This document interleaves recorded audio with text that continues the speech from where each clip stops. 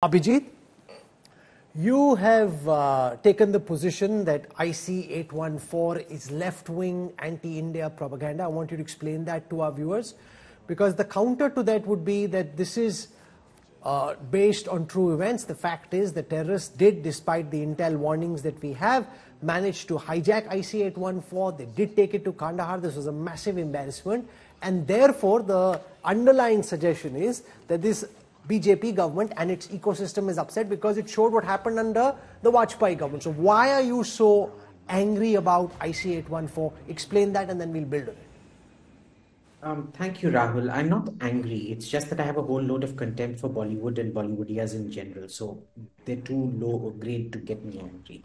But let's talk about the facts of the movie. Like you said, based on real events. So, in the very first scenes, they've changed the foreign minister, who was Jaswant Singh, to somebody called Vijay Singh or Vijay Bhan Singh, or I don't know what it is.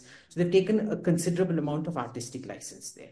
Throughout it, in trying to humanize the terrorists and the hijackers, they've taken a considerable amount of artistic license. Fine.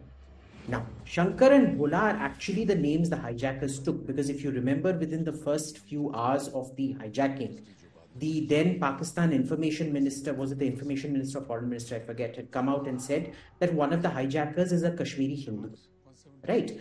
They've been playing this game for a very long time, which is why Ajmal Kasab also was wearing the kaleba when he came, because they wanted to portray this as a Hindu terror attack or whatever it was.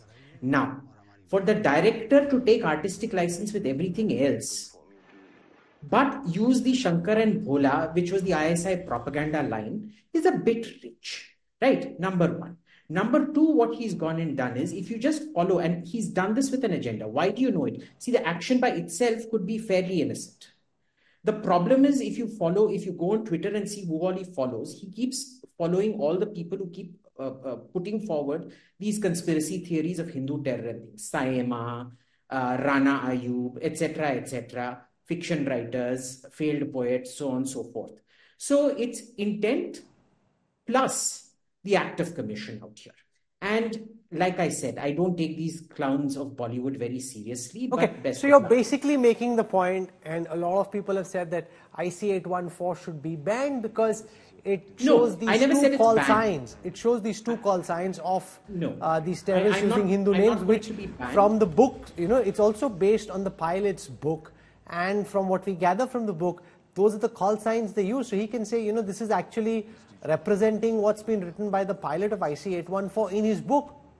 Yes, but the pilot doesn't humanize the terrorists. The pilot also doesn't say the foreign minister was some Vijay Bhan Singh. But isn't it better not to show the name of the real foreign minister, because then it's no longer a film, right? Okay, let me go across to Saira Shah Halim and bring her in as well. Now, here is someone who many on the right seem to think is clearly a left-leaning filmmaker, and everyone's entitled to his politics, so that's fine. The second charge is that it's humanizing the terrorists, making them seem like they were good human beings. The terrorists and the passengers ultimately end up playing Antakshari, so that this isn't shown to be the travesty that it actually was, and the fact that this is one of the biggest slip-ups in national security intelligence, that this somehow seems to have had a great human bonding and element to it, which is what many people seem to be objecting to, Sarah. So firstly, good evening, Rahul. I watched the entire series last night, and I can say that nowhere is it glorifying terrorism, or nowhere does it celebrate or show kind of bonhomie with the protagonist and the terrorist or anything like that.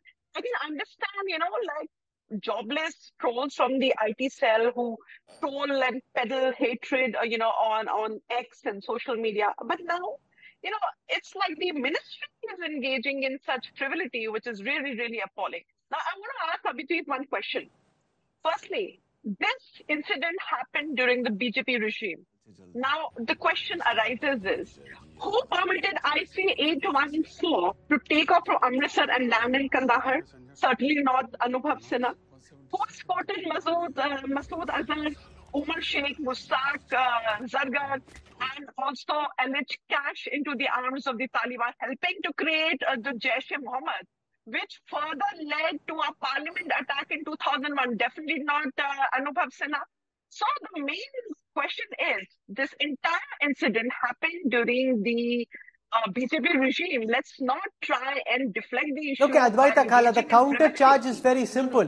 That the government... Let me come back. Okay, very quick, because respond to the counter charge that this is a massive security failure. It happened at a time when a lot of people who are currently also in this administration had important roles to play, and everybody is very touchy because this mess happened on their watch, which is why they're looking for some reason or the other to agitate against it.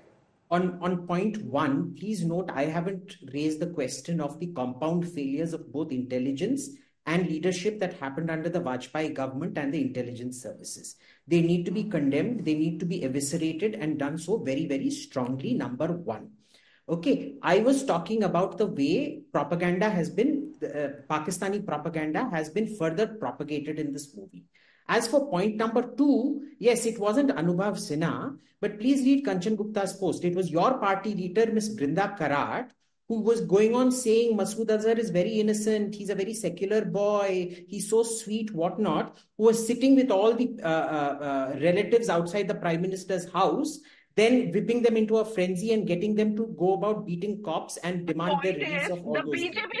That was your leader. Please go ask her, why does your leader support terrorism on one hand